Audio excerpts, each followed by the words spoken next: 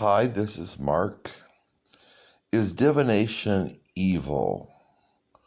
Well, if you look in the book of Exodus, I think it's the book of Exodus.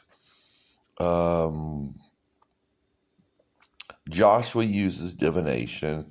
He uses the lot. The lot, it's basically like dice to determine who the one was that God was upset with. Again, the apostles in the book of Acts use a lot to determine whether Matthias should be chosen, or I forget his other name, Joseph. I think his name was Joseph. It'd be interesting to have an apostle named Joseph to be chosen as one of the 12 apostles to replace Judas.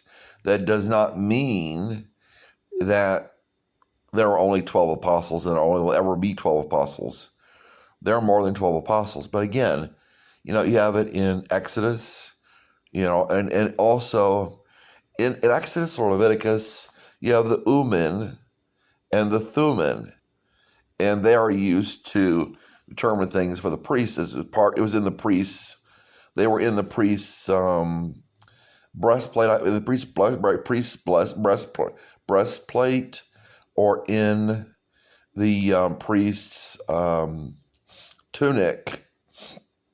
I forget. They had the Urim and the Thummim, which are basically dice, used to determine what God was saying, And again, in the children of Israel coming back from captivity, whatever book that was, maybe it was Zechariah.